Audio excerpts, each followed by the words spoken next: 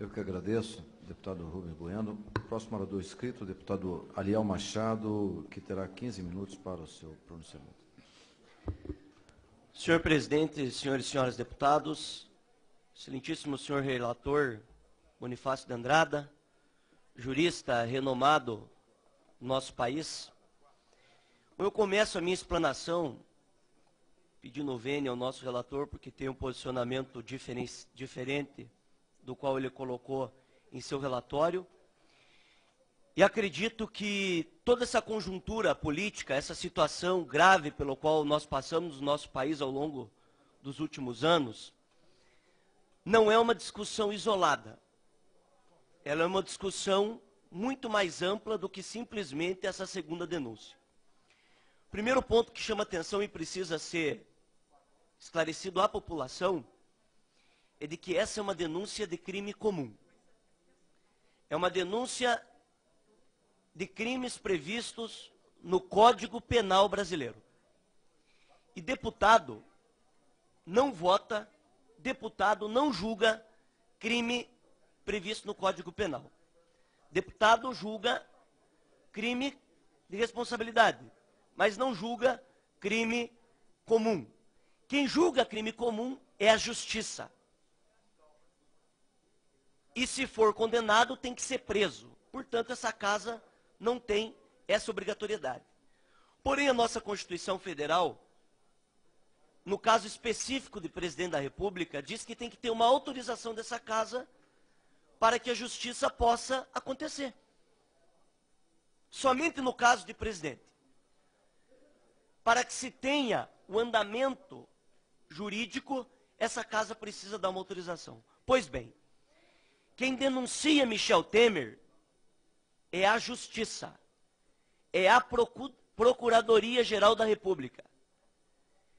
Ela faz uma denúncia baseada não somente em delações, que tem muitos problemas sim, porque são bandidos querendo sair da cadeia, mas baseada em provas, baseadas em auditorias, em peritos feitos pela Polícia Federal. Pois bem, Michel Temer recebeu no porão da sua casa, do Jaboru, da residência oficial, esses delatores,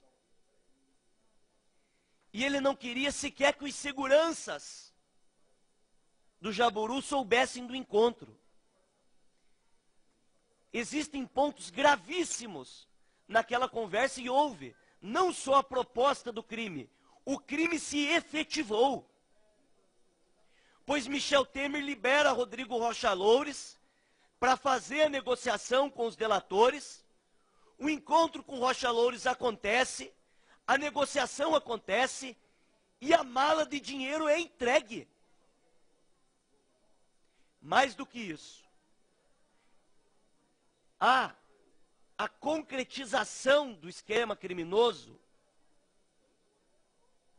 junto com mais 8 pessoas, é uma organização criminosa dentro do Palácio do Planalto. Quem pode dizer se há ou não há crime?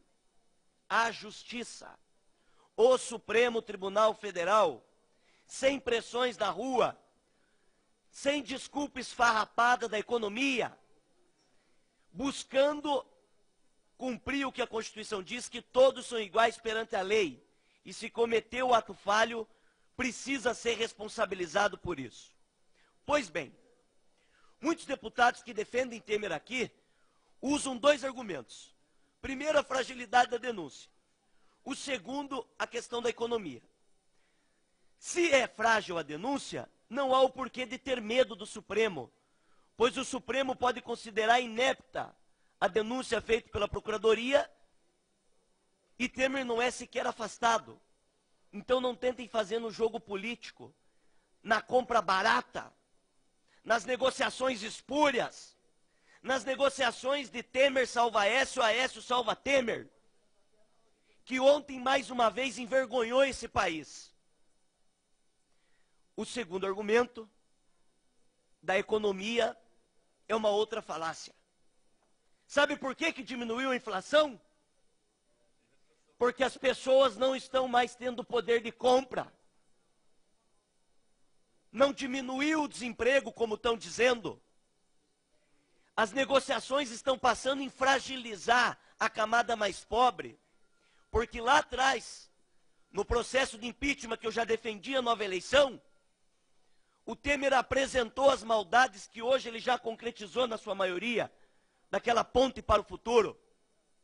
A última foi a negociação autorizando a volta do trabalho escravo no país. Que de tão esdrúxula essa proposta, ela foi criticada por integrantes, inclusive do governo Temer. A Organização Internacional do Trabalho, Ministério Público Federal, mas tinha mais. Tinha que parar com a sangria. A colocação de Temer na presidência da República diz respeito a dificultar as investigações. E o que mais me deixa triste, respeitando o posicionamento dos colegas que pensam diferente, é que os discursos à época contra a corrupção hoje ficam provados que nunca quiseram combater a corrupção aqui. Que o acordo aqui era para passar essas maldades e para acabar com as investigações e fazer trabalho corporativo de defesa. Olha o que o Senado fez ontem. Essa não é uma denúncia de crime de responsabilidade. Essa é uma denúncia de crime comum.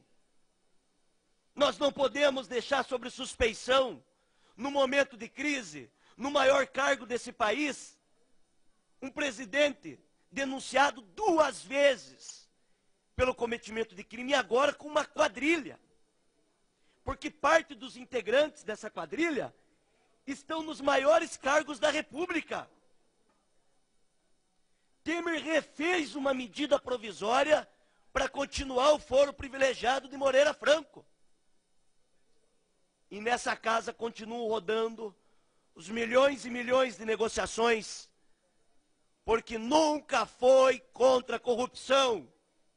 A mobilização lá atrás, que enganou as pessoas, é para tentar aprovar a reforma da Previdência, mas anistiar bilhões de reais de um setor que vende e entrega o voto aqui para entregar para o governo.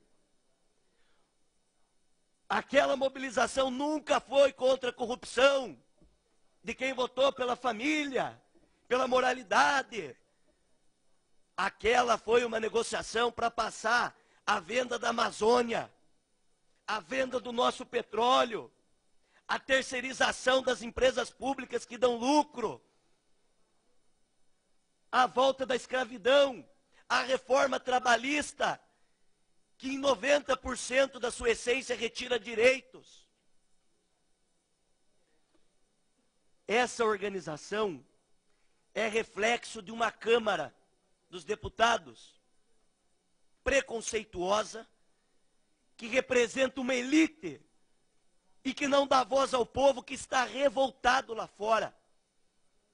Eu vejo pessoas de bem falando e defendendo o absurdo da ditadura, porque não encontram um caminho em quem acreditar, porque tentam colocar todo mundo no mesmo balaio de gato, o que não é verdade. Essa denúncia de crime comum precisa ser analisada juridicamente. E eu não fui eleito para fazer análise jurídica, salvo nas proposições da CCJ, ao qual sou membro. Eu fui eleito para legislar e fiscalizar, e cabe ao Poder Judiciário fazer análise técnica de uma denúncia de crime comum. Pois bem, quer dar estabilidade para esse país? Quer melhorar a economia? Basta o Supremo dizer que o presidente não tem culpa no cartório, e ele terá condições de continuar esse governo que nós combatemos por visões ideológicas. Agora, não dá para esconder o acordo. Aécio salva Temer, Temer salva Aécio. Está explícito. Foi provado. Basta andar pelos corredores dessa casa, ouvir as gargalhadas ou as desculpas esfarrapadas.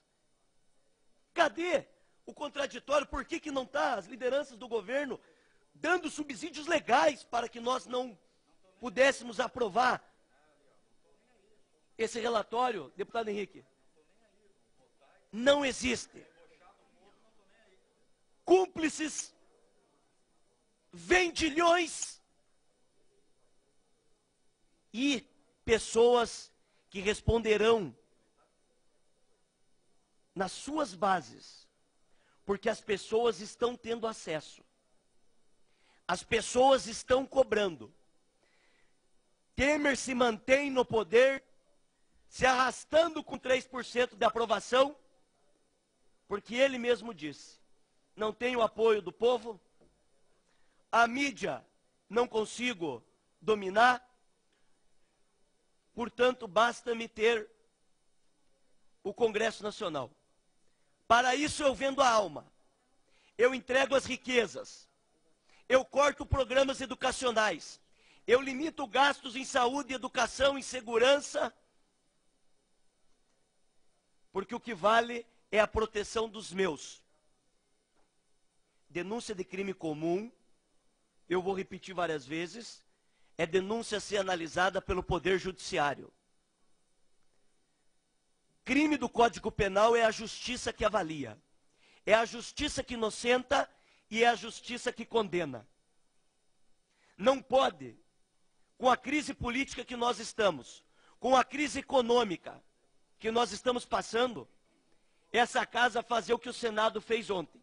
Mais uma vez, é preciso registrar digital daqueles que vão ou dar continuidade para que uma organização criminosa continue dentro do Palácio do Planalto, ou nós vamos dar luz às regras constitucionais e permitir que a Justiça, através do Supremo, faça uma análise jurídica inocente ou condene. Tem prazo e tem regra para isso. Portanto, fazendo uma análise geral